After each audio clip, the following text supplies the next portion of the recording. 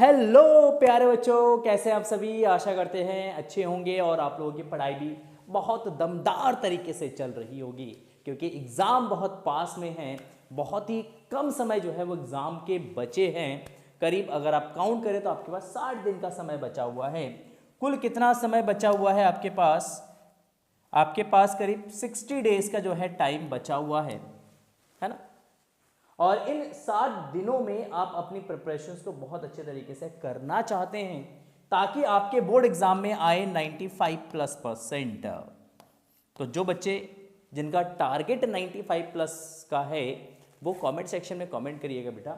जो भी आपका टारगेट है सबसे पहले आप उस टारगेट को आप लिखिए कमेंट सेक्शन में, है ना। अपने टारगेट से शुरुआत करते हैं, क्योंकि टारगेट क्लियर होता है तभी तो प्रिपरेशंस होती है ना। अगर टारगेट क्लियर नहीं होगा तो प्रिपरेशंस कैसे करेंगे। अगर 95+ का टारगेट है तो 95+ के अकॉर्डिंग प्रिपरेशंस करेंगे। अगर हमारा 60% का टारगेट है तो 60% के हिसाब से हम अपनी प्रिपरेशंस को करते हैं। ठीक है, तो आज के इस वीडियो में बेटा हम लोग डिस्कस करेंगे 100 मोस्ट इंपॉर्टेंट न्यूमेरिकल्स की जो सीरीज है, इसका पार्ट सेकंड है। ये पार्ट सेकंड है बेटा। पार्ट फर्स्ट ऑलरेडी अपलोड हो चुका है। जिन बच्चों ने पार्ट फर्स्ट नहीं देखा है तो आप लोग देख लीजिए। और जिन बच्चों ने पार्ट फर्स्ट देखा है उन्होंने बहुत सारा प्यार दिया है पार्ट फर्स्ट को, क्योंकि उसमें बहुत सारे बच्चों ने कमेंट सेक्शन में लिखा है कि सर जल्दी से पार्ट सेकंड को रिलीज करिए, सबसे पहले सेकंड पार्ट लेके आइए, सेकंड पार्ट लेके आइए। ठीक, तो इसके बाद मैं आप लोगों से कहना चाहूंगा जो बच्चे इंटरेस्टेड है पार्ट थर्ड के लिए वो आप कमेंट सेक्शन में लिखिएगा पार्ट थर्ड। ठीक, देखना चाहते हैं कितने बच्चे कमेंट करते हैं पार्ट थर्ड, कमेंट कर दीजिएगा, बस इतना लिख दीजिएगा कमेंट सेक्शन में पार्ट थर्ड। और जिन बच्चों ने वीडियो को लाइक अभी तक नहीं करा है मेरे कहने के बाद भी, तो आप लोग बेटा जल्दी से वीडियो को लाइक कर दीजिएगा। वीडियो को लाइक करेंगे, मोटिवेशंस मिलेगा, अच्छे अच्छे कंटेंट्स आप लोगों के लिए लेके आएंगे। ठीक है ना। तो चलिए स्टार्ट करते हैं आज के इस वीडियो को। आज के इस वीडियो को स्टार्ट करते हैं और पहला क्वेश्चन हम लेते हैं।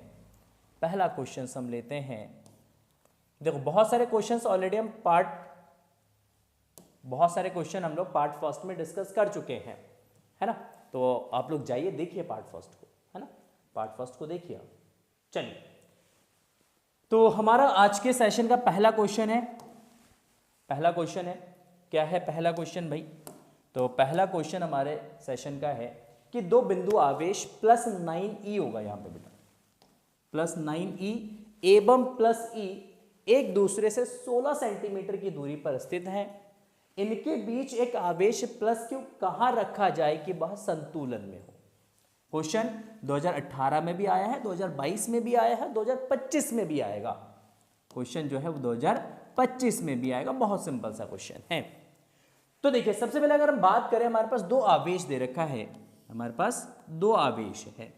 यहां पे एक आवेश है प्लस का 9e और यहां पे आपका एक आवेश रखा है प्लस का e, और ये एक दूसरे से 16 सेंटीमीटर की दूरी पर रखा हुआ है। कितनी दूरी पर है भाई? 16 सेंटीमीटर की दूरी पर रखा हुआ है। अब कह रहे कि इनके बीच में कहां एक आवेश को रखोगे, कहां पर एक आवेश को रखोगे जिससे ये सिस्टम हमारा किस में रहे भाई? संतुलन की अवस्था में रहे। तो हमने कहा मान लेते हैं भाई कि हमने आवेश को यहां पे रखा है, एक तीसरा आवेश Q, इस तीसरे आवेश Q को हमने इस बिंदु पर रखा है और इस बिंदु पर ये संतुलन की अवस्था में है। किसमें भाई? संतुलन की अवस्था में है। ओहो सर बहुत सुंदर।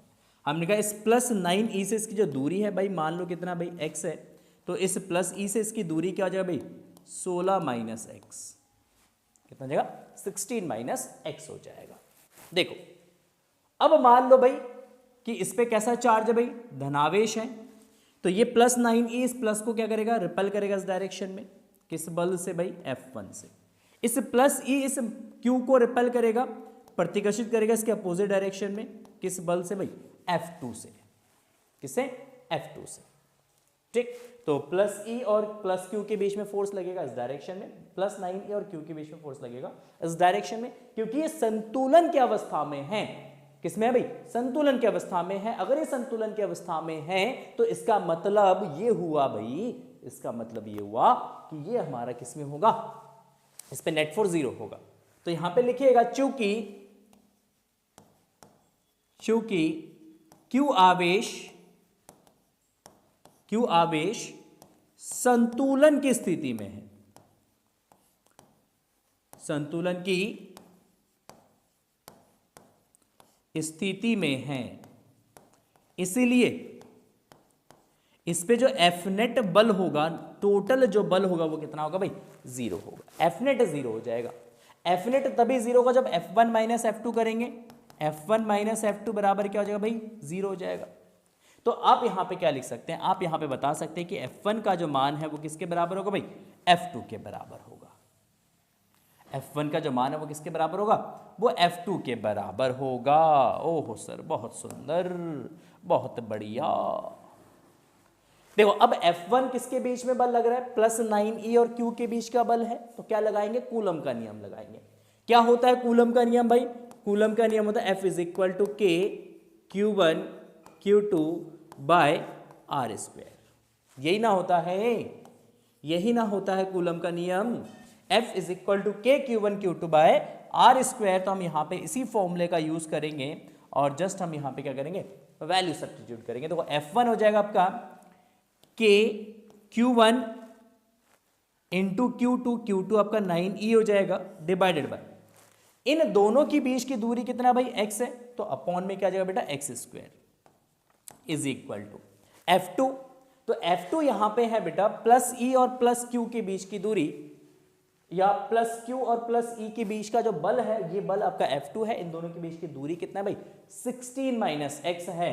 तो यहां पे हम रखेंगे वैल्यू, तो K देखो Q into E divided by 16 minus x का होल स्क्वायर, 16 माइनस एक्स का होल स्क्वायर। ओहो सर, देखो के क्यू ई कैंसल, क्या बचा भाई यहाँ पे, 9 by x square is equal to 1 upon 16 minus x का होल स्क्वायर, 16 माइनस एक्स का होल स्क्वायर। तो क्या हम इसको ऐसे लिख सकते हैं, क्या हम इसको ऐसे लिख सकते हैं, 3 बटा एक्स का square is equal to 1/16 minus x का होल स्क्वायर, लिख सकते हैं क्या, बिल्कुल लिख सकते हैं, है ना, बिल्कुल लिख सकते हैं। तो 3/x का whole square is equal to 1/16 minus x का होल स्क्वायर। तो हमने कहा देखो स्क्वायर ना स्क्वायर को खा जाएगा, स्क्वायर से स्क्वायर कैंसिल, खत्म। ओहो सर बहुत सुंदर, क्रॉस मल्टीप्लाई करो, 16 का 3 से मल्टीप्लाई करोगे 48, x का 3 से मल्टीप्लाई करोगे 3x is equal to x का इधर मल्टीप्लाई कर देंगे तो x हो जाएगा। 3x को उठा के इधर पटकिएगा बेटा, तो 48 इज इक्वल टू कितना आएगा आपका, 4x आ जाएगा। 3x और x ऐड जुड़ जाएगा आपका, ये 3x इधर जाके प्लस का हो जाएगा, प्लस 3x और x आपस में जुड़ेगा तो कितना आएगा, 4x आ जाएगा। तो हमने कहा यहाँ से x का मान कितना आएगा, तो x इज इक्वल टू 48/4, 4 से इसको डिवाइड करिए, कितना आएगा भाई, 12 सेंटीमीटर। कितना आएगा, 12 सेंटीमीटर। मतलब इस प्लस 9e आवेश से आपका जो प्लस Q आवेश है वो कितने दूरी पर होना चाहिए, ये आपका कितने दूरी पर होना चाहिए भाई, ये आपका होना चाहिए 12 सेंटीमीटर की दूरी पर। तो इधर से 12 सेंटीमीटर की दूरी पर, और प्लस E से कितने दूरी पर होना चाहिए भाई, ये 8 सेंटीमीटर की दूरी पर होना चाहिए। तो इस बिंदु पर जो आपका जो आवेश रखा हुआ Q, ये संतुलन की स्थिति में होगा। आपसे यहां पे पूछा है कि वह संतुलन में हो, बस इतना ही पूछा है कि आवेश Q को कहां रखा जाए जिससे कि वह संतुलन की स्थिति में हो। तो सिंपल सा ये क्वेश्चन हो गया, सिंपल सा इसका सॉल्यूशन हो गया। बहुत इंपॉर्टेंट है क्योंकि क्वेश्चंस इस टाइप के जो क्वेश्चंस है बेटा, ये बहुत ज्यादा बोर्ड एग्जाम्स में रिपीट होते हैं। बस क्या करेंगे, वो करेंगे यहाँ पे आवेश के मान को बदल देंगे। यहाँ पे 9e की जगह 4e दे दिया भाई, या 9e यहाँ पे दे दिया, यहाँ पे 4e दे दिया। तो यहाँ पे क्या करते हैं, वो आवेश का मान बदल देते हैं, बस आवेश का मान बदल देंगे, दूरी बदल देंगे, क्वेश्चन सेम रहेगा, करने का तरीका आपका सेम रहेगा, फॉर्मेट आपका सेम रहेगा क्वेश्चन का। ठीक है, आई होप क्लियर हो गया होगा। अगर वीडियो पसंद आ रहा है तो प्लीज वीडियो को लाइक कर दीजिएगा बेटा। अगर आपको वीडियो पसंद आ रहा है तो प्लीज वीडियो को लाइक कर दीजिएगा। ठीक है, चलिए बहुत बढ़िया, बहुत सुंदर, बहुत सुंदर। चलिए बात करते हैं दूसरे क्वेश्चन की। देखिए ये सेम क्वेश्चन है बट यहां पे विद्युत क्षेत्र की तीव्रता से पूछा गया क्वेश्चन है, तो इसको भी सॉल्व करते हैं भाई। सेम टाइप के क्वेश्चन है बट इलेक्ट्रिक फील्ड से रिलेटेड है। देखो क्वेश्चन 2017 में आया हुआ है। कब पूछा, 2017 में पूछा आपसे। दो बिंदु आवेश 5 × 10⁻⁻12 कूलम व 10 × 10⁻−19 कूलम 1 मीटर की दूरी पर पृथकृत स्थित है। पृथक स्थित मतलब अलग अलग दूरी पर वो रखे हुए, मतलब अलग अलग स्थिति पर वो रखे हुए हैं। दोनों आवेशों को जोड़ने वाली रेखा के किस बिंदु पर विद्युत क्षेत्र की तीव्रता 0 होगी। देखो सबसे पहले यहां पे समझते हैं, थोड़ा सा कॉन्सेप्ट है क्वेश्चन में, थोड़ा सा कॉन्सेप्ट है क्वेश्चन में, ठीक है। देखो यहां पे एक आवेश रखा हुआ है भाई, कितना 5 × 10 की घात -12, 5 × 10 की घात -12, और यहां पे एक आवेश रखा हुआ है 10 × 10 की घात -12 होगा बेटा, हाँ ये 19 नहीं होगा, ये 12 होगा। कितना होगा? ये 12 होगा, क्योंकि दोनों में घात बराबर होगा, ठीक है। चलिए बहुत बढ़िया, बहुत बढ़िया, बहुत सुंदर। अच्छा, ये एक दूसरे से कितने दूरी पर स्थित है भाई? मान लो 1 मीटर की दूरी पर स्थित है। दो तरीके से हम कर सकते हैं इस क्वेश्चन को। सबसे पहले तो या तो आप क्या आइडेंटिफाई कर लो, आप सबसे पहले पॉइंट को आइडेंटिफाई कर लो कि किस पॉइंट पर रखा जाना चाहिए आवेश को, है ना, या तो आप डायरेक्टली कर लो। डायरेक्टली करते हैं हम क्वेश्चन, डायरेक्टली करते हैं। मान लेते हैं इस बिंदु पर इलेक्ट्रिक फील्ड 0 है, ये एक बिंदु है, मान लो इस पॉइंट पर इलेक्ट्रिक फील्ड 0 है, यहां से इसकी दूरी भाई x है, यहां से इसकी दूरी भाई कितना है? इसकी दूरी हो जाएगा 1 - x, 1 -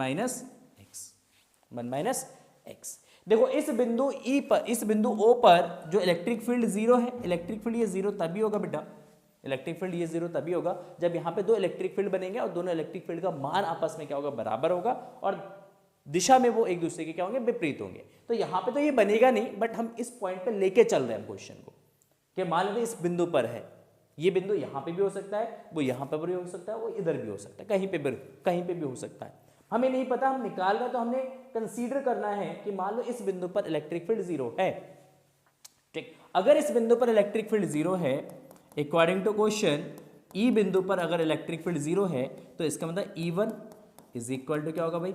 E2।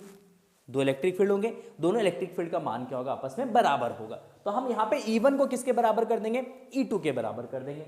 इसको हम मान लेते बेटा Q1 आवेश, इसको हम मान लेते भाई Q2 आवेश। तो इस Q1 आवेश के कारण इलेक्ट्रिक फील्ड E1 और Q2 आवेश के कारण इलेक्ट्रिक फील्ड कितना भाई? E2। ओहो सर बहुत सुंदर। तो हमने कहा E1 कितना? तो E1 है K Q1 upon R। R कितना, डिस्टेंस कितना यहाँ पे भाई? X है, तो अपॉन x का square is equal to E2, Q2 आवेश का इलेक्ट्रिक फील्ड है, that is K Q2 divided by यहां से इसकी डिस्टेंस कितना भाई? 1 - x, तो डिवाइड बाय 1 - x का होल स्क्वायर। हमने कहा K से K कैंसिल कर दो, K से K कैंसिल कर दो कैंसिल। Q1 का मान कितना है भाई? 5 × 10 की घात -12 बटा x square is equal to Q2 का मान कितना है? 10 × 10 की घात -12 बटा 1 - x का होल स्क्वायर, ठीक है। चलिए बहुत बढ़िया। 10 की घात -12 से 10 की घात -12 कैंसिल हो जाएगा, 5 से इस 10 को काटिए कितना आएगा बेटा? 2 आ जाएगा। कितना? 2 आएगा, ठीक है, बहुत सुंदर। देखिए तो यहाँ पे बचा 1/x स्क्वायर, यहाँ पे बचा कितना भाई? यहाँ पे बचा आपका 2 डिवाइडेड बाय 1 - x का होल स्क्वायर। देखिए इसका क्रॉस मल्टीप्लाई करिएगा, तो 1 - x का whole square is equal to 2x का स्क्वायर। 2x का क्या हो जाएगा भाई? x स्क्वायर हो जाएगा, ठीक है, 2x का स्क्वायर हो जाएगा। तो हमने कहा यहाँ से 1 - x क्या हो जाएगा? तो 1 - x इज इक्वल टू बेटा रूट ऑफ 2x स्क्वायर। तो यहाँ से 1 - x इज इक्वल टू, देखो रूट टू आपका हो जाएगा plus minus √2x square, sorry x plus minus √2x। हमने कहा इस x को उठा के इधर पटकिएगा, इस x को उठा के आप इधर पटकिएगा, तो ये आपका क्या मिलेगा? देखो ये आपका मिलेगा 1 is equal two plus minus √2x, और ये x जो है, ये वाला x उठ के इधर पटकिएगा इसको, तो ये प्लस का हो जाएगा, तो ये प्लस का x आ जाएगा। तो plus minus √2x plus x। अब इसमें से x कॉमन ले लीजिए, आप इसमें से x क्या कर लीजिए? कॉमन ले लीजिए। तो 1 प्लस माइनस √2, यहाँ पे आपका 1 बचेगा, और यहाँ से हमारा क्या कॉमन है क्या भाई? x कॉमन आ गया। क्या कॉमन है क्या भाई? x। तो हमने कहा x का मान कितना होगा? तो x कितना होगा? तो हमने कहा यहाँ पे देखो x हो जाएगा आपका 1 is equal to, sorry x is equal to 1 upon में √2 प्लस माइनस प्लस का 1। देखिए अब यहाँ पे x के दो मान है, एक प्लस में रखेंगे एक माइनस में रखेंगे, तो x इज इक्वल टू क्या जाएगा? तो x is equal to 1 upon √2। √2 का मान कितना होता है? √2 का मान एक बार प्लस में ले लो, रूट टू प्लस वन, और एक बार x का मान आ जाएगा बेटा 1 बाय माइनस का root two plus one, minus का रूट टू प्लस वन हो जाएगा।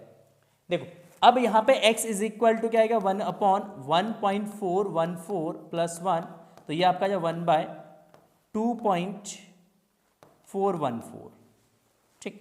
एक x का मान यहाँ से आ जाएगा x is equal to 1 upon minus का 414 प्लस का 1, तो ये आपका आ जाएगा बेटा यहाँ पे, तो ये आपका जो 1 अपॉन माइनस का 0.414, माइनस का 0.414, ठीक है। कौन सा मान वैलिड होगा यहाँ पे? दो मान आ गया x के कितने मान आए? 2 मान आए। इन दोनों मान में से कौन सा वैलिड होगा वो चेक कर लेते हैं। तो वैलिड वैल्यू कौन सा होगा? तो x इज इक्वल टू आपका 1 अपॉन 2.414 है। एक मान आ गया x बराबर आपका माइनस का 1.0.414, ठीक। तो इसमें से वैल्यू कौन सा वैलिड होगा? तो अगर हम आते हैं यहाँ पे, देखो एक बार चेक कर लेते, वेरीफाई कर लेते हैं। देखो अगर इस पॉजिटिव के लिए बात करें तो इलेक्ट्रिक फील्ड इस डायरेक्शन में होगा, इस पॉजिटिव के लिए इलेक्ट्रिक फील्ड कहाँ होगा भाई? इस डायरेक्शन में होगा। दोनों ही पॉजिटिव चार्ज है, दोनों ही पॉजिटिव चार्ज है, तो इस पॉइंट पे इलेक्ट्रिक फील्ड क्या हो सकता है? 0 हो सकता है आपका। तो ये जो डिस्टेंस है ये क्या होगा? ये 1 से लेस होगा, क्योंकि दोनों के बीच की जो डिस्टेंस है 1 मीटर है, तो यहां से इसकी डिस्टेंस 1 से लेस होगा। क्या होगा? 1 से लेस होगा। 1 से लेस होगा तो 1 से लेस, और पॉजिटिव में वैल्यू जो होगा वो होगा, ये आपका एग्जिस्ट करेगा, ये आपका नॉट वैलिड होगा, नॉट वैलिड होगा, ये वैलिड नहीं होगा। So x is equal to 1 by 2.414, आप चाहो तो डिवाइड करके यहाँ पे आप आंसर लिख दीजिएगा सेंटीमीटर में, ठीक। 1 को 2.4 से डिवाइड कर दीजिए, जो भी आएगा आप यहाँ पे आंसर लिख दीजिएगा, आंसर आ जाएगा आपका, ठीक है। तो ये हो गया इसका सॉल्यूशन नेक्स्ट पार्ट का। तो आई होप आपको क्वेश्चन समझ में आ गया होगा। बहुत सिंपल, बहुत बेहतरीन क्वेश्चन है बेटा। इसी टाइप के क्वेश्चंस बोर्ड एग्जाम में सबसे ज्यादा पूछे जाते हैं, तो इसी टाइप के क्वेश्चंस की प्रैक्टिस आपको बहुत ज्यादा करना है,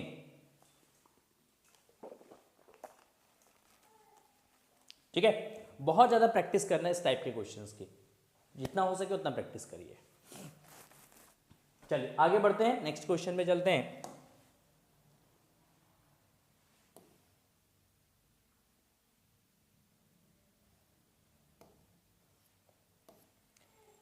चलिए देखिए नेक्स्ट क्वेश्चन है आपका,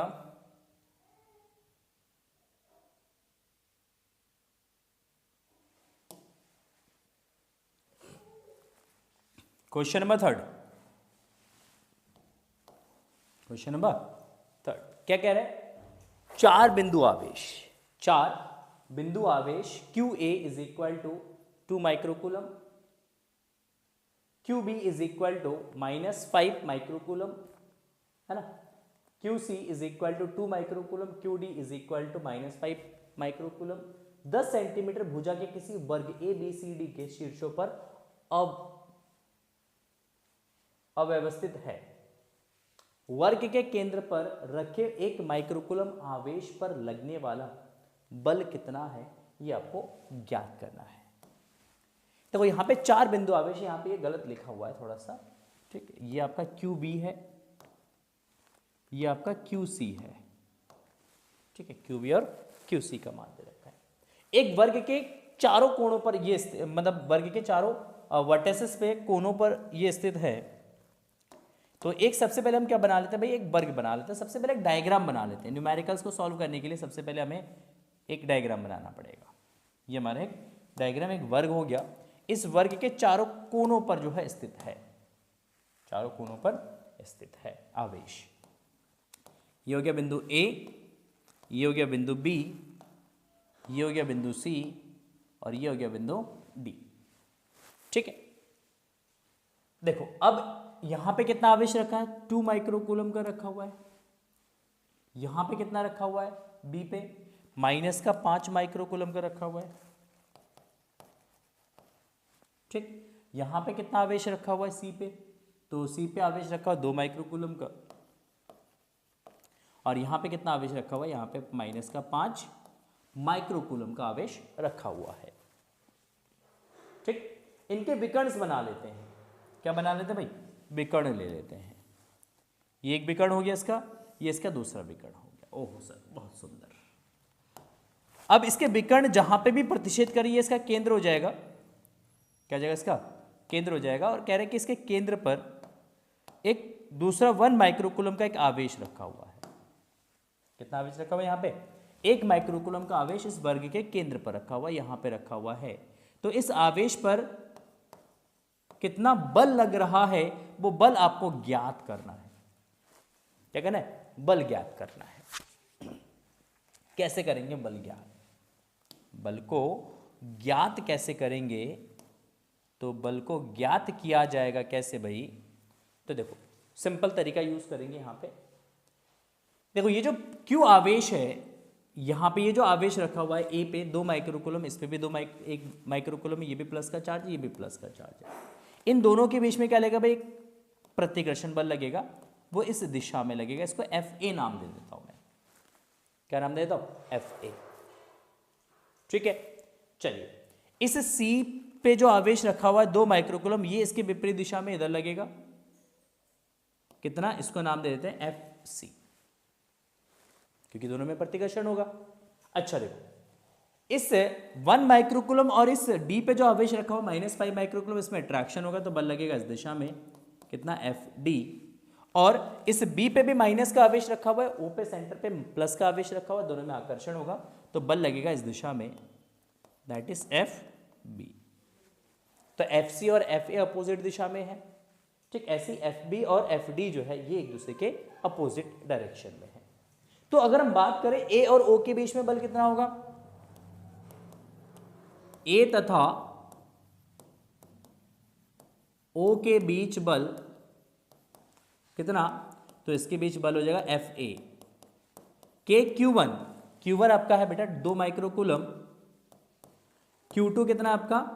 Q2 है आपका 1 माइक्रोकूलम, 1 माइक्रोकूलम बटा डिस्टेंस मान लेते हैं, ये दूरी आपका R है, ये भी R है, ये भी R है और ये भी R है।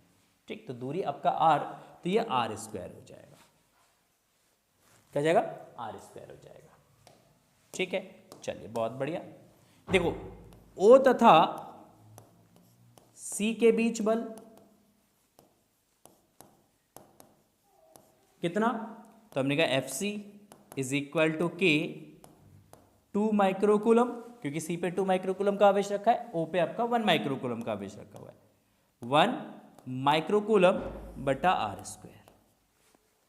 देखो अगर आप दोनों को ऑब्जर्व करें, FA और FC को ऑब्जर्व करें, तो FA और FC क्या हो जाएगा भाई? FA और FC, FA और FC क्या भाई? FA और FC देखो तो ये एक दूसरे के विपरीत दिशा में है, एक दूसरे के विपरीत दिशा में। दूसरा अगर आप इन दोनों को ऑब्जर्व करें तो इन दोनों का परिमाण समान है। दोनों बलों का परिमाण क्या भाई? समान है। तो इन दोनों बलों का परिमाण समान है, तो आप लिख सकते हैं अतः FA बराबर व्हाट? That is FC। तो FA minus FC is equal to क्या हो जाएगा भाई? 0 हो जाएगा। मतलब A ने C को कैंसिल कर दिया। क्या कर दिया भाई? A ने C को कैंसिल कर दिया। FA और FC ये आपस में कैंसिल आउट हो जाएंगे, क्योंकि FA minus FC is equal to क्या होगा आपका? 0 हो जाएगा। ओह सर बहुत सुंदर, बहुत बढ़िया, बहुत सुंदर है ये अपना आंगन, बहुत सुंदर है। चलिए देखो नेक्स्ट अगर हम बात करते हैं यहां पे B और O के बीच में कितना बल लग रहा है? B, O तथा B के बीच बल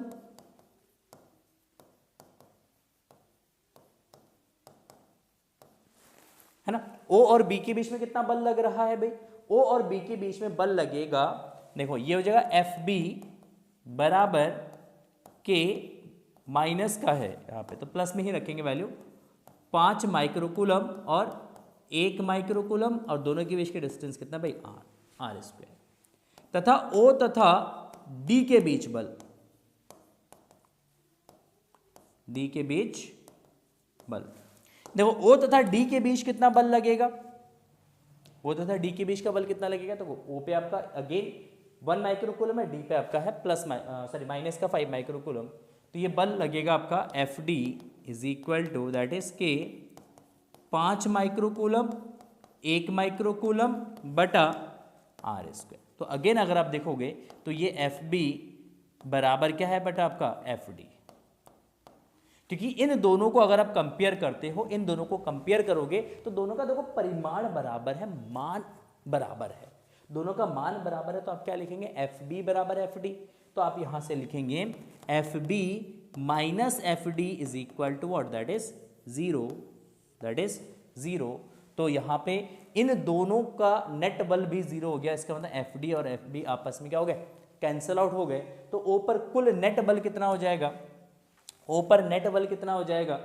तो ओ पर अगर हम नेट बल निकालते हैं, क्या करते हैं, नेट बल निकालते हैं, तो ये जीरो आएगा बेसिकली। क्या आएगा आपका, ये जीरो आएगा, ठीक है। अतः ओ पर नेट बल, तो ओ पर नेट बल हो जाएगा F is equal to F A minus F C plus F B, या आप ऐसे कर लो, इसको वेक्टर फॉर्म में लिख लो, इसको क्या कर लो, वेक्टर फॉर्म में लिख लो, F is equal to F A plus F B plus F C plus F D, और इन सब का जो सम है वो किसके बराबर होगा, वो जीरो के बराबर होगा, क्योंकि ये सब आपस में क्या हो जाएंगे भाई, कैंसल आउट हो जाएंगे।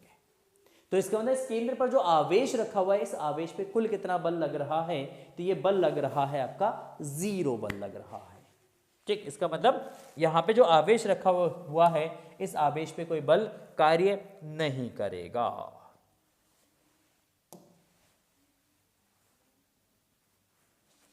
चलिए देखिए नेक्स्ट क्वेश्चन है क्वेश्चन नंबर 4। क्वेश्चन नंबर 4 संधारित्र पे बेस्ड क्वेश्चन है। एक गोलाकार चालक की त्रिज्या 9 सेंटीमीटर है, इसकी धारिता तथा उस आवेश की गणना कीजिए जिससे इसका विभव 100 वोल्ट हो जाए। एक चालक है जिसकी त्रिज्या 9 सेंटीमीटर है, आप उस चालक की धारिता निकालिए और आप उसको कितना आवेश दोगे जिससे उसका विभव कितना हो जाए भाई, 1000 वोल्ट हो जाए। हाँ 1000 वोल्ट हो जाए, ठीक है। तो सबसे पहले आपको क्या निकालना है, धारिता निकालना है। तो सबसे पहले क्या निकालेंगे भाई, धारिता। इसके लिए क्या दे रखा भाई, तो इसके लिए दे रखा है त्रिज्या।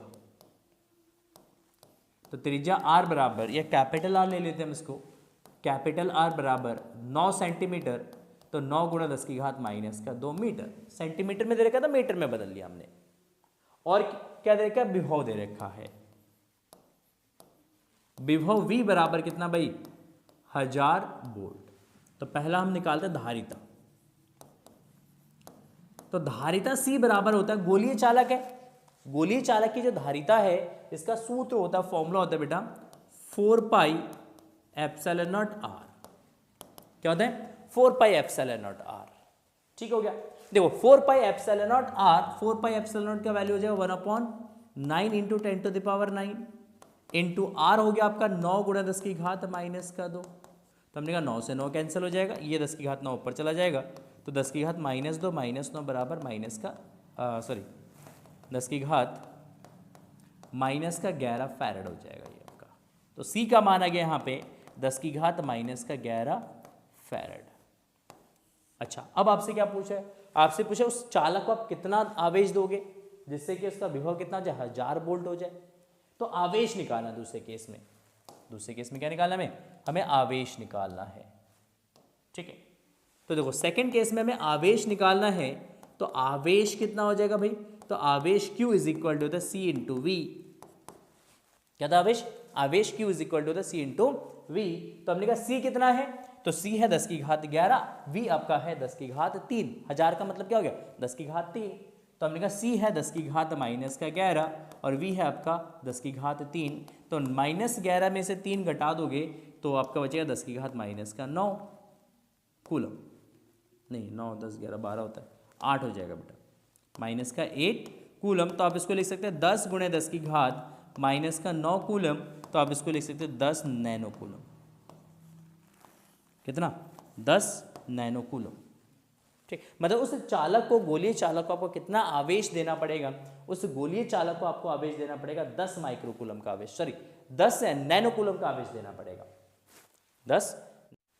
चलिए आगे बढ़ते हैं और बात करते हैं नेक्स्ट क्वेश्चन के। तो ये है हमारे पास क्वेश्चन नंबर 5। क्वेश्चन नंबर 5 है, क्या कह रहा है क्वेश्चन नंबर 5? दिए गए परिपथ में दोनों संधारित्रों पर संचित आवेश की गणना कीजिए। दोनों संधारित्रों में संचित आवेश की गणना कीजिए। क्वेश्चन 2014, 19 और 22 में आया हुआ क्वेश्चन है। 2014 में भी आया है, 2019 में भी आया है, 2022 में भी क्वेश्चन आया हुआ है। देखिए चलिए बात करते हैं हम इस क्वेश्चन की। ये क्वेश्चन आपका दे रखा है, इसमें तो कैपेसिटर आपके लगे हुए हैं। एक की कैपेसिटी आपका दे रखा है 4 माइक्रोफैरड और दूसरे की जो कैपेसिटी दे रखा है ये दे रखा है 6 माइक्रोफैरड C2 है, जो कि दोनों एक दूसरे के साथ समांतर क्रम श्रेणी क्रम में जुड़े हुए हैं। इनके साथ श्रेणी क्रम में क्या जुड़ा हुआ है? एक हमारा यहाँ पे 2 प्रतिरोध जुड़े हुए हैं, 4 ओम और 5 ओम का, 4 ओम और 5 ओम का, और इसके साथ एक प्रतिरोध यहाँ पे जुड़ा हुआ है 1 ओम का, और एक सेल है जिसकी पोटेंशियल दे रखा है EMF जो दे रखा है आपका कितना दे रखा है 20 वोल्ट दे रखा है। तो दोनों संधारित्रों पर संचित आवेश की गणना करना है आपको कि इन दोनों संधारित्रों पर कुल कितना आवेश संचित है। ओह सर बहुत सुंदर, बहुत बढ़िया, बहुत गजब, लाजवाब, बेहतरीन, कितना आवेश होगा। तो हम क्या इस सर्किट को सिंप्लीफाई कर सकते हैं? क्या इसको हम सरल कर सकते हैं? इस सर्किट को हमने कहा देखो दोनों संधारित्रों पर कुल आवेश निकाला ना, दोनों संधारित्रों पर कुल आवेश, क्योंकि यहाँ पे दोनों श्रेणी क्रम में है। श्रेणी क्रम में क्या होगा भाई? आवेश बराबर होगा। श्रेणी क्रम में क्या होगा भाई? आवेश बराबर हो, तो जितना आवेश इस C1 पे होगा उतना ही आवेश C2 पर होगा। तो इस क्वेश्चन को सॉल्व करने के लिए सबसे पहले इसको सिंप्लीफाई कर लेते हैं, सर्किट को थोड़ा सा रिड्यूस कर लेते हैं। कैसे करेंगे? Let's see. ओहो सर हमने कहा देखो C1 जो है, हमने कहा जो C1 है भैया, ये C1 किसके बराबर है? C1 है 4 माइक्रोफैरड। अच्छा C2 कितना है? 6 माइक्रोफैरड। दोनों किसमें है भाई?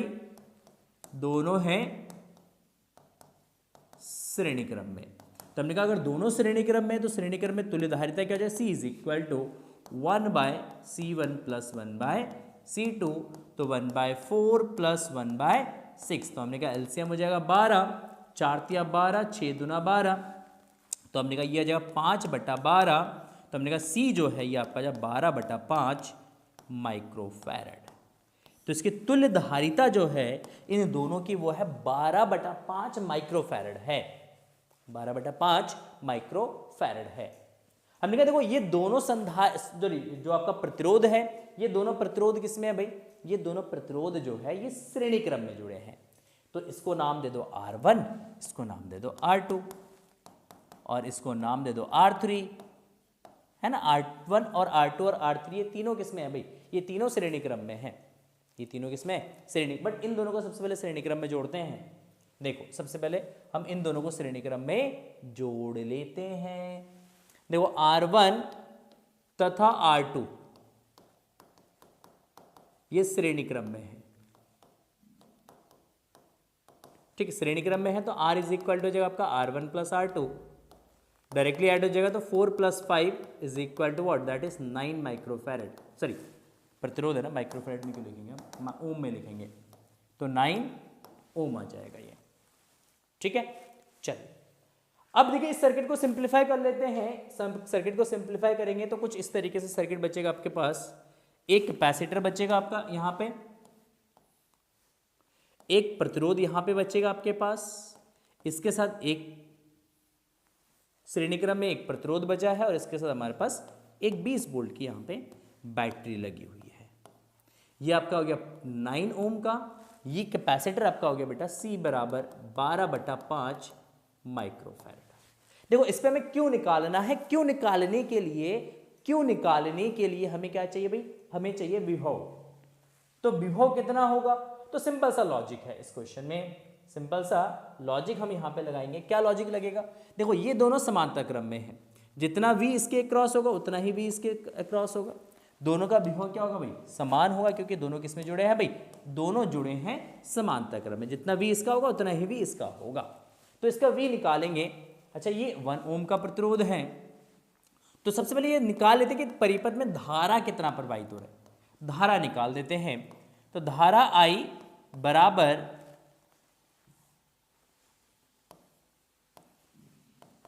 धारा I बराबर कुल ईएमएफ बटा कुल रेजिस्टेंस।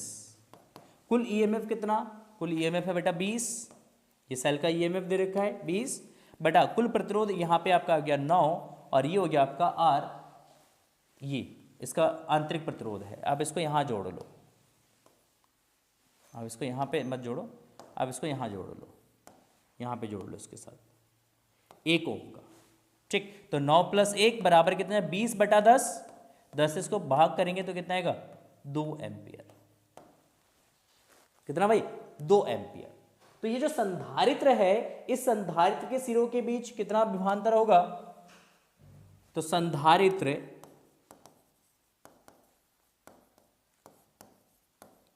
के सिरों के बीच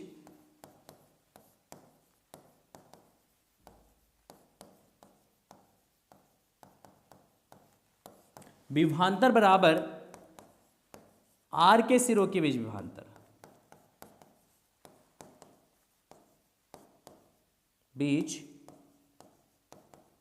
विभवांतर, क्योंकि दोनों ही किसमें भाई समांतर क्रम में, इसलिए जितना जितना विभवांतर प्रतिरोध के सिरों के बीच में होगा उतना ही विभवांतर जो है वो संधारित्र के सिरों के बीच में भी होगा। तो हमने कहा कितना विभवांतर बेटा V, that is equal to IR। तो I हो गया आपका 2, R हो गया आपका 9 बराबर कितना भाई 18 वोल्ट। कितना 18 वोल्ट। ओहो सर बहुत सुंदर। तो हमने कहा संधारित्र के सिरों के बीच जो विभवांतर है, संधारित्र के सिरों के विभवांतर कितना आ गया भाई 18 वोल्ट आ गया। संधारित्र की कुल धारिता C बराबर कितना है आपका 12/5 माइक्रोफैरड। देखो यहाँ पे देख लो, अभी हमने कैलकुलेट किया था ना, टोटल C कितना है 12/5 माइक्रोफैरड, 12/5 माइक्रोफैरड। और इसके क्रॉस जो पोटेंशियल है ये आपका क्या 9 वोल्ट। C के क्रॉस मतलब C के अंदर कितना आवेश है वो आपको निकालना है। तो संधारित्र में संचित आवेश, संधारित्रों में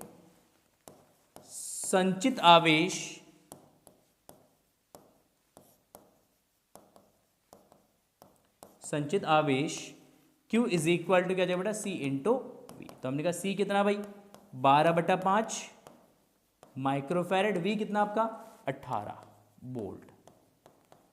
ठीक, मल्टीप्लाई कर दो, क्या कर दो भाई मल्टीप्लाई कर दो। ठीक है, देखो 12 × 8 96 का 6 ऐसे लगा 9, 12 × 12 12 और 9 21 बटा 5। कैलकुलेशन करके चेक कर लीजिए कहीं गलती भी हो जाए मेरे से, है ना। 12 × 8 96, 9 12 और 9 21, सही है। 5 से इसको भाग कर दीजिएगा, 5 चौक 20 बचा कितना 1 16, 5 या 15 बचा कितना 1 2 सॉरी 10, 5 दूना 10 माइक्रो कूलम। तो Q इज इक्वल टू कितना आ गया बेटा, Q is equal to 43.2 microcoulomb. कितना क्या 43.2 माइक्रो कूलम इसका आंसर है। ठीक है, बहुत सिंपल, बहुत सुंदर, लॉजिक बेस्ड क्वेश्चन है, लॉजिक बेस्ड क्वेश्चन है। ठीक है, इस वाले ब्रांच में करंट जीरो होगा। हाँ, यहाँ पे करंट जीरो होगा, जितना भी करंट आएगा वो इधर से निकल जाएगा, ऐसे निकल जाएगा। ये कैपेसिटर जो है वो करंट को ब्लॉक कर देता है, तो ऊपर वाले रो में जो करंट होगा वो आपका जीरो हो जाएगा, क्योंकि ये करंट को क्या कर देगा ब्लॉक कर देगा। ठीक है, क्लियर है। चलिए बहुत बढ़िया, आगे बढ़ते हैं, चलते हैं दूसरे क्वेश्चन की तरफ।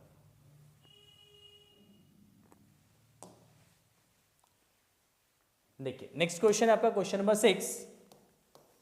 क्वेश्चन नंबर 6 क्या कह रहा है, धातु के दो गोलों के व्यास 6 सेंटीमीटर तथा 4 सेंटीमीटर है। 6 सेंटीमीटर और 4 सेंटीमीटर है। इन्हें समान विभव तक आवेशित किया गया है, मतलब दोनों का विभव समान है, समान विभव तक इनको आवेशित किया गया है। गोलों के आवेशों के पृष्ठ घनत्व का अनुपात ज्ञात कीजिए। मतलब पृष्ठ घनत्व का क्या अनुपात है, वो अनुपात आपको ज्ञात करना है। क्वेश्चन आपका 2023 में जो है बेटा रिपीट हुआ है, क्वेश्चन 2023 में आया हुआ क्वेश्चन है। बहुत शानदार, जानदार, जबरदस्त, बेहतरीन क्वेश्चन है।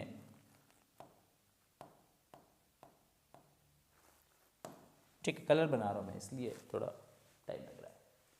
देखो दो गोले हैं जिनका व्यास दे रखा है 6 और 4, तो त्रिज्या क्या हो जाएगा भाई, ये नहीं दिखेगा कलर,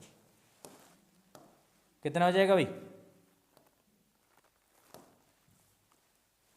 है व्यास जो है दे रखा आपका 6 सेंटीमीटर और 4 सेंटीमीटर, तो त्रिज्या क्या होगा, तो त्रिज्या इसका आधा हो जाएगा r1 that is 6/2 is equal to 3 centimetre, और दूसरे गोले की त्रिज्या r2, तो ये आपका जो 4/2 बराबर 2 सेंटीमीटर, 2 सेंटीमीटर। ठीक, विभव बराबर दे रखा, समान विभव पर इनको आवेशित किया गया है, विभव समान है, तो अकॉर्डिंग टू क्वेश्चन क्योंकि आवेश नहीं दे रखा ना, तो आवेश का अनुपात निकाल लेते हैं। क्या निकाल लेते हैं भाई, आवेश का अनुपात निकाल लेते हैं। तो हमने कहा अकॉर्डिंग टू क्वेश्चन, प्रश्न अनुसार V1 जो है वो किसके बराबर है भाई, V2 के बराबर है, विभव समान है। प्रश्न अनुसार क्या दे रखा भाई, विभव समान है। अगर विभव समान दे रखा है, V1 V2 के बराबर है, तो इसका मतलब V1 गोले के पृष्ठ पर विभव का फॉर्मूला क्या होता है बेटा, K Q1/R1 is equal to K Q2/R2। K से K कैंसिल हो जाएगा, तो यहां से अगर हम निकालते हैं बेटा Q1/Q2 क्या हो जाएगा आपका, Q1/Q2 बराबर हो जाएगा आपका R1, Q2 इसके डिवाइड में R1 चल जाएगा, R1/R2 क्या जाएगा यहाँ पे, Q1 और Q2 का जो अनुपात है वो निकल के आ जाएगा, Q1/Q2 जो है वो आपका R1/R2 हो जाएगा। तो विभव समान दे रखा है, तो समान विभव का उपयोग करके हमने क्या निकाला है भाई, तो हमने निकाला है आवेश का अनुपात। क्या निकाला हमने निकाला आवेश का अनुपात। ओह सर बहुत सुंदर। अच्छा, पृष्ठ आवेश घनत्व क्या होगा, तो पृष्ठ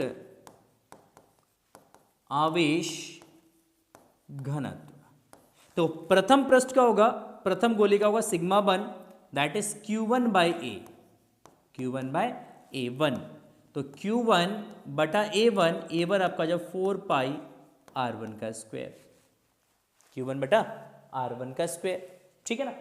सेम दूसरे गोले का पृष्ठ आवेश घनत्व हो जाएगा सिग्मा Q2/A2 बराबर Q2/4πr2 का स्क्वायर, 4πr2 का स्क्वायर। ओहो सर, ओह बहुत सुंदर, बहुत बढ़िया, बहुत गजब। तो देखो हमने क्या कहा, हमने कहा भाई इन दोनों को कर दो डिवाइड, इन दोनों को क्या कर दो, डिवाइड कर दो, तो अनुपात क्या हो जाएगा, तो हमने कहा अनुपात हो जाएगा σ1/σ2 बराबर हो जाएगा ये आपका Q1/4πr1 का square divided bye Q2 divided में 4πr2 का स्क्वायर। तो हमने कहा 4π से 4π कैंसिल हो जाएगा, R2 ऊपर चला जाएगा, तो Q1/Q2 इंटू R2 का स्क्वायर डिवाइडेड बाय R1 का स्क्वायर। हमने कहा देखो Q1/Q2 क्या है आपका R1/R2 है, तो ये आपका लिख लो R1/R2 इंटू R2 का स्क्वायर डिवाइडेड बाय R1 का स्क्वायर, है ना।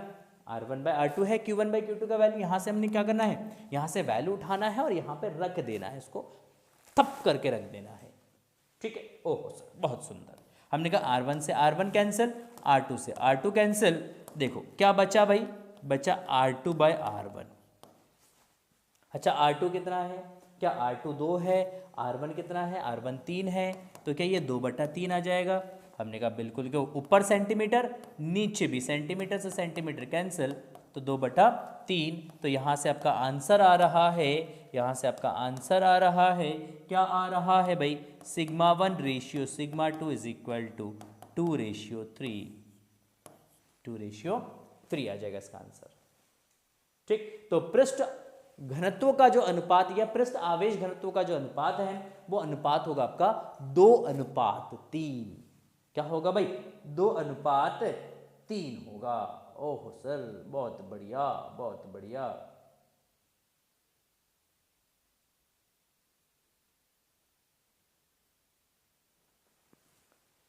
ठीक है, नोट करिए, स्क्रीनशॉट लेना तो स्क्रीनशॉट लीजिए जल्दी से।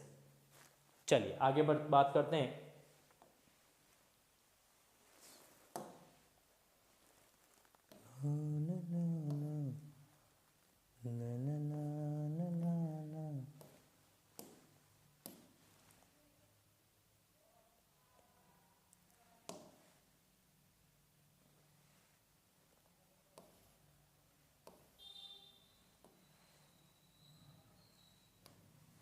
ठीक, नेक्स्ट क्वेश्चन हम लेते हैं मैग्नेटिज्म से।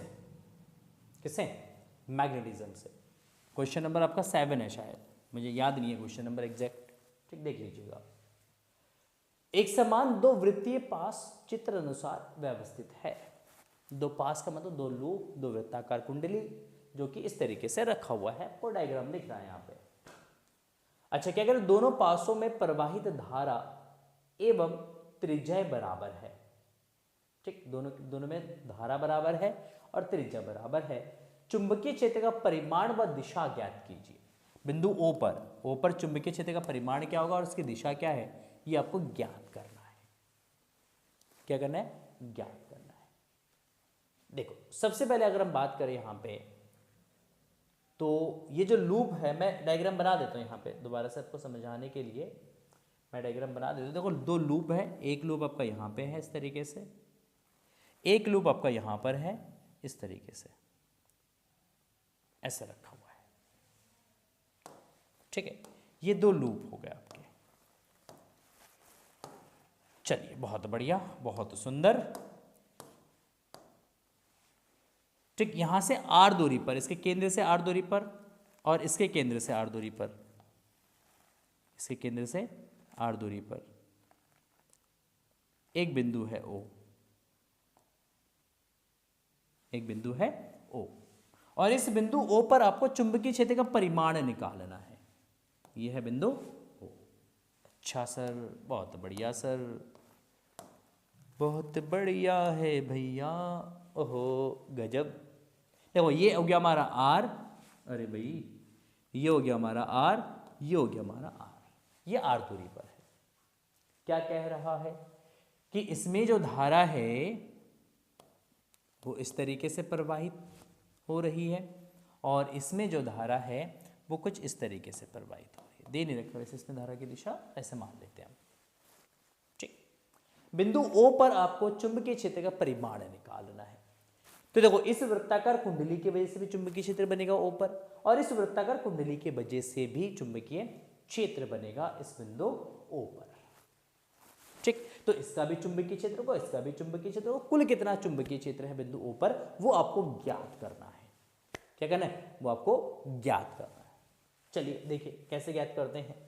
तो अब सबसे पहले जो लूप फर्स्ट है, इस लूप फर्स्ट का मैग्नेटिक फील्ड किस डायरेक्शन में बन रहा है, सबसे पहले वो देख लेते हैं हम लोग, है ना।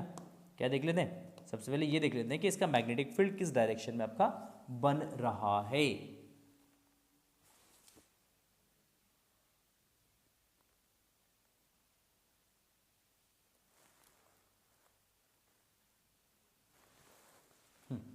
देखो, इसमें करंट इस तरीके से फ्लो हो रहा है ना, करंट ऐसे फ्लो हो रहा है, तो ये लूप इस तरीके से रखा हुआ। वैसे मेरे पास कड़ा नहीं है, मैं कड़ा होता तो मैं दिखा देता, मैं समझा देता। जैसे ये है, चलो ये टैप, ये लूप इस तरीके से रखा हुआ है, ये लूप ऐसे रखा हुआ है। ठीक, मुझे इस साइड से, मैं जब इसको देख रहा हूँ तो इधर से करंट ऐसे घूम रहा है, ये ऐसे करंट घूम रहा है। ठीक, ऐसे अगर करंट घूम रहा है, ऐसे करंट घूम रहा है, ऐसे करंट घूम रहा है, तो मैग्नेटिक फील्ड का बनेगा इसका इस डायरेक्शन में बनेगा।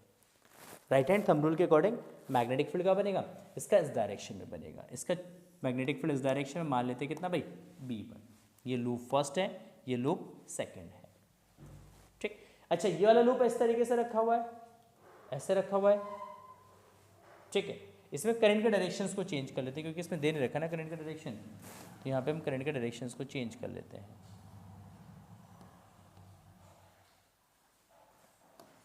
ऐसे रखा हुआ है।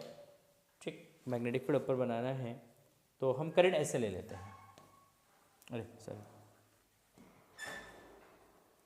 हम करंट ऐसे कंसीडर कर लेते हैं, इसमें ऐसे फ्लो हो रहा है।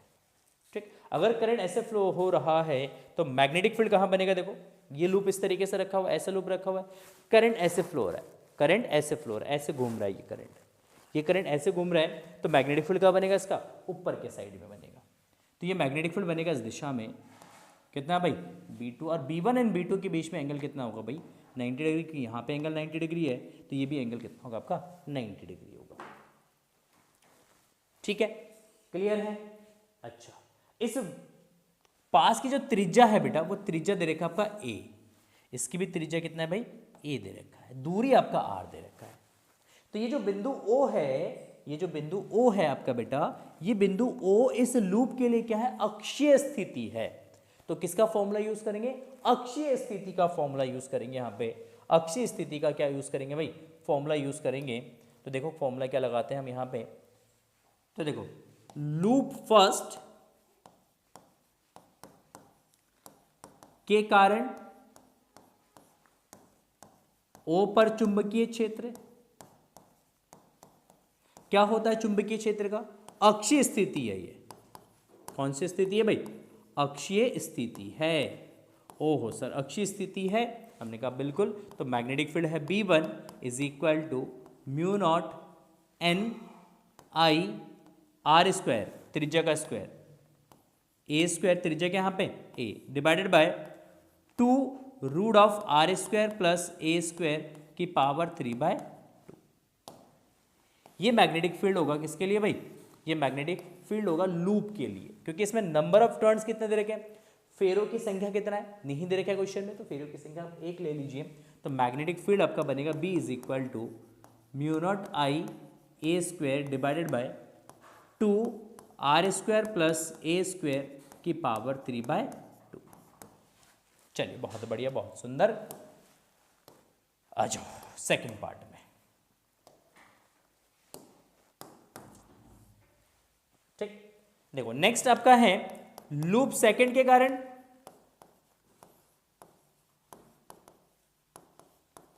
लूप सेकंड के कारण, ये जो लूप आपका सेकंड है, इस लूप की वजह से कितना मैग्नेटिक फील्ड बन रहा है यहां पे, तो इस लूप सेकंड के कारण आपका मैग्नेटिक फील्ड बनेगा B2, कितना B2, कितना सेम इतना ही बनेगा, क्योंकि डिस्टेंस भी R है, रेडियस A है, करंट आपका I है, सब कुछ सेम दे रखा है। तो B2 आपका हो जाएगा बेटा mu naught I A square divided by 2 R square plus A square की पावर 3/2, और ये किसके बराबर होगा, ये B1 के बराबर हो जाएगा। किसके बराबर हो जाएगा, ये B1 के बराबर हो जाएगा, क्योंकि दोनों का परिमाण बराबर होगा, दिशाएं भले ही अलग अलग है बट परिमाण यहाँ पे क्या है भाई, बराबर है, मैग्नीट्यूड सेम है। अगर मैग्नीट्यूड सेम है तो इन दोनों का रिजल्टेंट क्या होगा, तो इन दोनों का रिजल्टेंट निकालेंगे तो B1 तथा B2 का परिणामी चुंबकीय क्षेत्र, परिणामी चुंबकीय क्षेत्र B बराबर हो जाएगा आपका रूट ऑफ B1 का स्क्वायर प्लस B2 का स्क्वायर। तो हमने यहां पे क्या लिखा, हमने यहां पे लिखा कि जो B2 जो है वो किसके बराबर है भाई, B1 के बराबर है। अगर B2 B1 के बराबर है तो आप B2 को B1 के बराबर रख सकते हैं, तो ये आपका आ जाएगा रूट ऑफ B1 का स्क्वायर प्लस B1 का स्क्वायर। तो कितना आ जाएगा, ये आपका जाएगा रूट ऑफ 2B1 का स्क्वायर, तो ये आ जाएगा आपका रूट 2B1, रूट 2B1। आप यहाँ पे वैल्यू रख दो B1 का, क्या कर दो आप यहाँ पे वैल्यू रख दो B1 का। ये उठा के थोड़ा सा ऊपर कर देता हूँ मैं, यहाँ से यहाँ पे कर देता हूँ, नीचे से स्पेस बन जाएगा थोड़ा सा। ठीक, तो यहाँ पे आपका परिमाण आ जाएगा नेट B, तो यहाँ पे नेट B आपका आ जाएगा ठीक रूट 2B1 आपका यहाँ से आ जाएगा, तो ये आपका जब mu naught I A square divided bye 2A square plus R square की पावर 3/2 टेस्ला। आंसर क्या आ जाएगा, यूनिट क्या आ जाएगा इसका, यूनिट हो जाएगा आपका टेस्ला, यूनिट हो जाएगा इसका टेस्ला। ठीक, तो ये सॉल्यूशन हो जाएगा इस क्वेश्चन का। बहुत सिंपल सा, बहुत सुंदर सा, प्यारा सा क्वेश्चन है। क्वेश्चन 2022 में आया है, क्वेश्चन कब आया है, 2022 में क्वेश्चन आया हुआ है, इसलिए इंपॉर्टेंट है बेटा, क्योंकि 2025 में भी इसके आने के चांसेस जो है बहुत ज़्यादा है।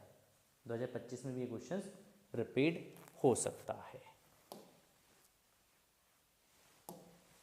चलिए मैग्नेटिज्म का एक दो क्वेश्चन और देख लेते हैं। ठीक, तो नेक्स्ट क्वेश्चन हमारे यहाँ पे है क्वेश्चन नंबर 8। क्वेश्चन नंबर 8 देखिए, क्वेश्चन नंबर 8 क्या कह रहा है आपसे, दो लंबे सीधे तार जिनमें प्रत्येक में 5 एम्पियर धारा प्रवाहित हो रही है, एक दूसरे के समानांतर 2.5 सेंटीमीटर की दूरी पर रखे हैं। तारों को 10 सेंटीमीटर लंबाई पर तारों की 10 सेंटीमीटर लंबाई पर लगने वाला बल ज्ञात कीजिए। देखो क्वेश्चन 2015 में भी आया है, 2018 में भी आया, 2024 में भी क्वेश्चन आया हुआ है। ठीक, कंटिन्यू 3 साल से क्वेश्चन रिपीट हुआ है। तो दो लंबे सीधे तार जिनमें प्रत्येक में 5 एम्पीयर की धारा प्रवाहित हो रही है। दो तार हैं, इस तरीके से दो तार हैं और इन दोनों तारों में 5-5 एम्पीयर की धारा जो है वो प्रवाहित हो रही है, जो कि एक दूसरे से कितनी दूरी पर स्थित है भाई, 2.5 सेंटीमीटर की दूरी पर स्थित है। तो इनके बीच में कितना बल लग रहा है, ये बल निकालना है। कितने सेंटीमीटर पे निकालना है बल भैया, 10 सेंटीमीटर पे निकालना है बल। तो हमने कहा देखो दिया है क्या दे रखा है, तो एक तो पहला सबसे पहला धारा दे रखा I1 बराबर I2 बराबर कितना भाई 5 एम्पियर। ठीक है, दोनों का मान बराबर दे रखा है।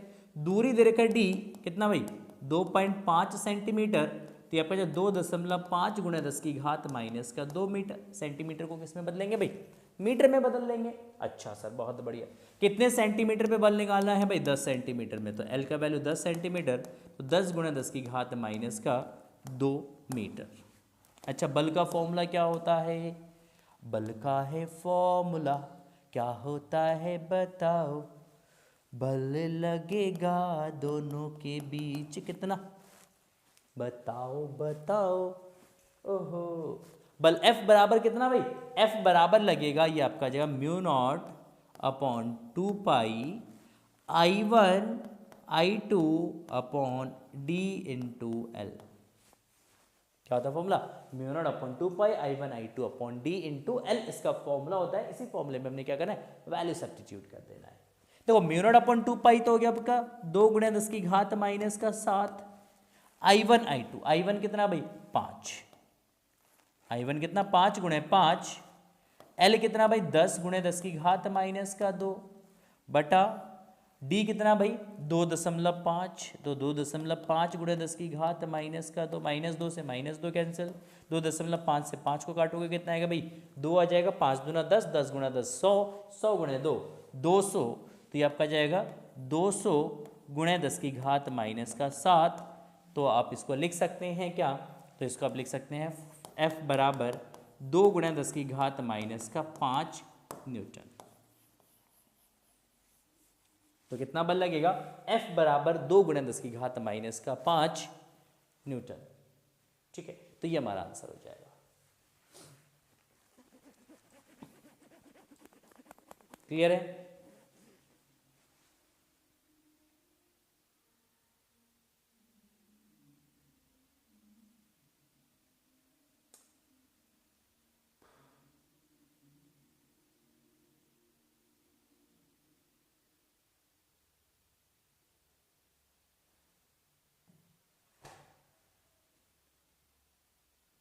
चलिए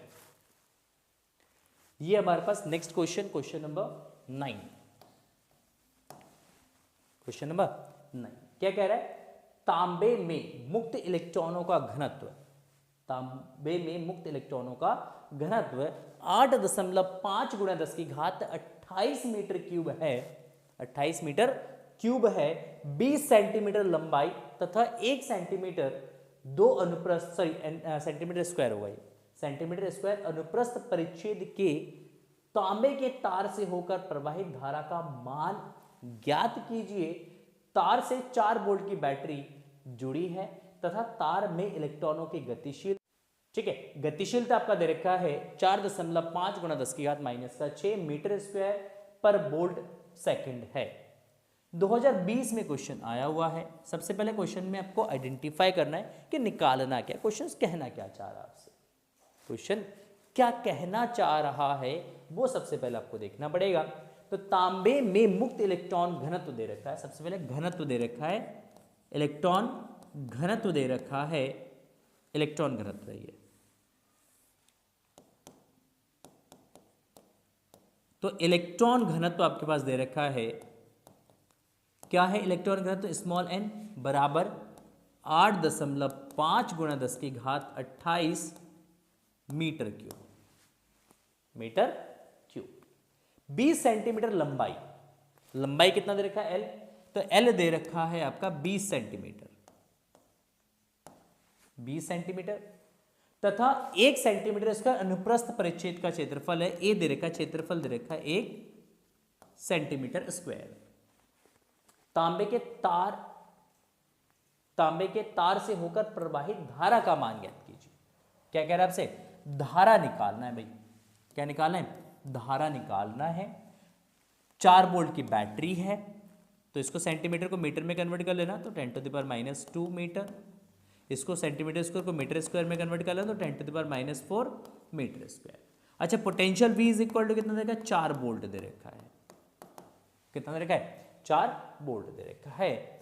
इलेक्ट्रॉनों की गतिशीलता दे रखा है, गतिशीलता जिसको मोबिलिटी हम बोलते हैं, गतिशीलता, गतिशीलता म्यू दे रखा है बेटा आपका कितना, 4.5 गुणा 10 की घात -6 metre square volt inverse second inverse. ये मोबिलिटी का वैल्यू दे रखा है, म्यू दे रखा है। तो अब यहां पे आपको करंट निकालना है, तो करंट का इक्वेशंस आपको यूज करना है मोबिलिटी के पदों में। किसके पदों में भाई, मोबिलिटी के पदों में। ठीक, क्या होता है मोबिलिटी के पदों में फॉर्मूला, सर नहीं है याद, होता है ऑब्वियसली, है ना, नहीं होगा याद क्योंकि सारे फॉर्मूलेज याद नहीं होते हैं, बट अब क्वेश्चंस आया हुआ है 2020 में, 2025 में भी आ सकता है क्वेश्चन, तो इसका मतलब फॉर्मूला याद करना पड़ेगा। क्या होता है फॉर्मूला, सबसे पहले वो देखिए। तो धारा का जो फॉर्मूला होता है आपका, धारा I बराबर होता है बेटा, तो वो NEA VD होता है। अच्छा, मोबिलिटी म्यू को हमने डिफाइन किया VD/E से, किससे, VD/E से हमने डिफाइन किया, तो यहाँ से हम VD निकालेंगे, तो VD is equal to mu into E, replace कर दे रहे हैं यहाँ पे। तो NEA म्यू इंटू E, हमने कहा E को क्या लिखेंगे, तो हमने कहा E को लिखेंगे हम V/L, तो ये हमारा करंट आ जाएगा I, ये हमारा करंट आ जाएगा क्या, I किसके टर्म्स में, मोबिलिटी के टर्म्स में। ओहो सर, बहुत सुंदर। तो हमने कहा I is equal to what, that is NEA mu V/L। N कितना आपका, N दे रखा आपका 8.5 इंटू 10⁻28। देखो कैलकुलेशन है, प्यारा सा कैलकुलेशन है, माइनस का 19, E का वैल्यू, A है आपका 10 की घात -10 की घात -4,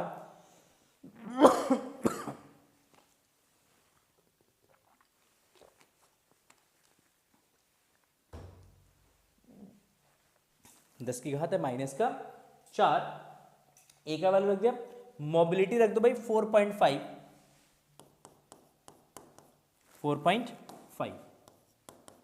इंटू 10⁻⁻6, मैंने 6 है ना, ठीक है। पोटेंशियल आपका दे रखा है 4, पोटेंशियल कितना दे रखा है भाई, 4 दे रखा है, और L कितना दे रखा है, L आपका है 20 गुणा 10 की घात -2 है, इसको अब 0.2 लिख दीजिए, ठीक, ज़्यादा झंझट मत पालो, 0.2 लिख दो इसको, है ना। 0.2 से आप पॉइंट हटा दो, 0 लगा दो, इसको डिवाइड कर दो, कितना आएगा 20। अब मल्टीप्लाई करो, आप क्या करो भाई, मल्टीप्लाई करो। कैसे मल्टीप्लाई करोगे, देखो सिंपल तरीका बताता हूँ मैं आपको मल्टीप्लाई करने का, लिख लो एक बार ना, लिख लो 8.5 इंटू 1.6 इंटू 4.5 इंटू 20 इंटू 10⁻, देखो 28 प्लस का माइनस का 19, ये -4 -6 -10 हो गया ये, ठीक है। चलिए बहुत बढ़िया। देखो अगर हम यहां से बात करें हम बेटा, इस 4.5 की अगर हम किससे मल्टीप्लाई करें, इस 2 से मल्टीप्लाई करें तो कितना आएगा ये, तो ये आ जाएगा 9, ठीक। और ये 0 आप हटा के यहाँ पे एक पावर ले लीजिएगा, ठीक। 9 16 निम कितना होता है 144, नहीं 9 की इससे गुणा कर दीजिए 8.5 से, 9 पंजे 45, 45 का 5 ऐसे लगा 4, 9 चौक 32, सॉरी 9 अट्ठे 72, 72 और 4 कितना आ जाएगा आपका 76, 72 और 4 कितना हो गया 76। तो यहाँ पे आप डेसिमल लगा दो एक प्लेस बार, into 1.6 into 10 to the power, देखो यहाँ पे कहता हूँ कितना बचेगा 28 माइनस 29 माइनस का 1, और ये जो जीरो बचा था इसको पावर में ले लेंगे तो ये कैंसिल आउट हो जाएगा। हमने कहा 16 की गुणा कर दो, 16 पंजे 80, 80 लगा 8, 16 छिंग 96, 96 और 8 104, 80 लगा 10, 16 सत्ते, 16 सत्ते कितना होता है 92, हाँ 7 नहीं सॉरी 92 नहीं 112, कितना है 112, 16 सत्ते 7 4 11, ठीक है 112, 112 प्लस 10 122, 122 कितने प्लेस बार डेसिमल, एक दो प्लेस बार। तो करंट कितना फ्लो होगा इसमें, तो करंट का मान आ जाएगा I is equal to 122.40 ampere. तो ये हमारा करंट का वैल्यू हो जाएगा I is equal to 122.40 ampere हमारा करंट हो जाएगा। ठीक, तो ये हमारा आंसर हो जाएगा। कैलकुलेशंस आप थोड़ा सा बुद्धि से यूज करते हैं ना, थोड़ा बुद्धि लगा के कैलकुलेशंस करेंगे तो कैलकुलेशंस हमारा बहुत ईजी हो जाता है, टफ नहीं रहता कैलकुलेशन। ठीक, आप ऐसे मल्टीप्लाई करोगे तो नंबर नंबर्स बनते चले जाते हैं, फिर कैलकुलेशंस करना बहुत ज़्यादा टफ हो जाता है हमारे लिए। ठीक, एक लास्ट क्वेश्चंस लेते हैं।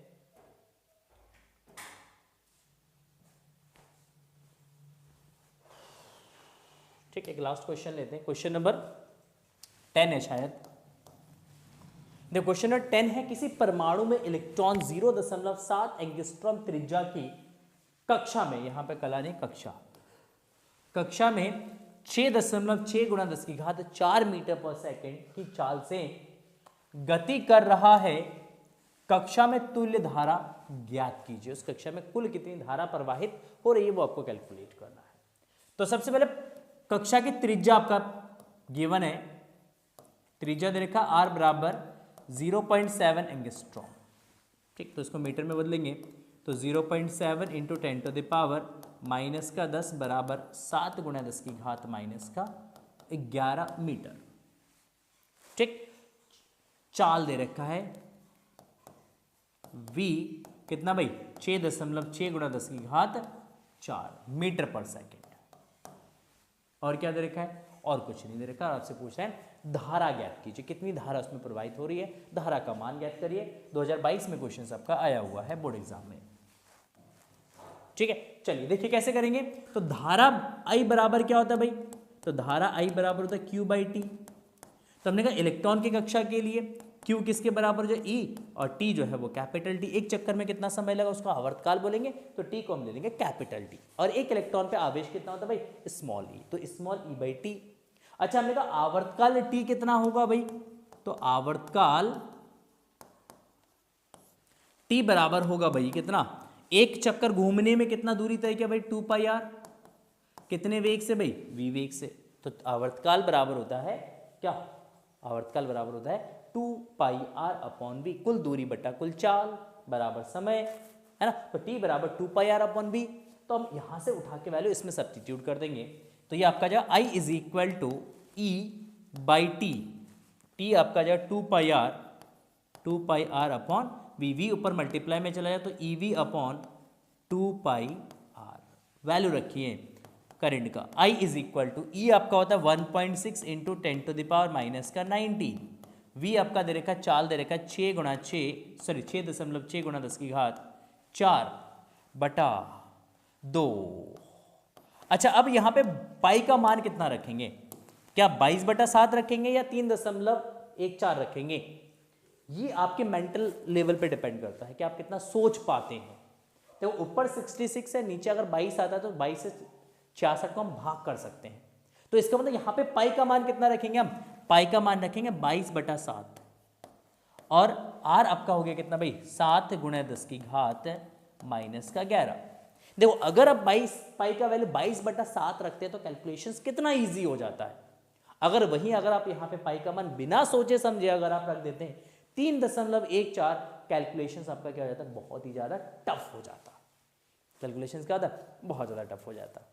ठीक है ना।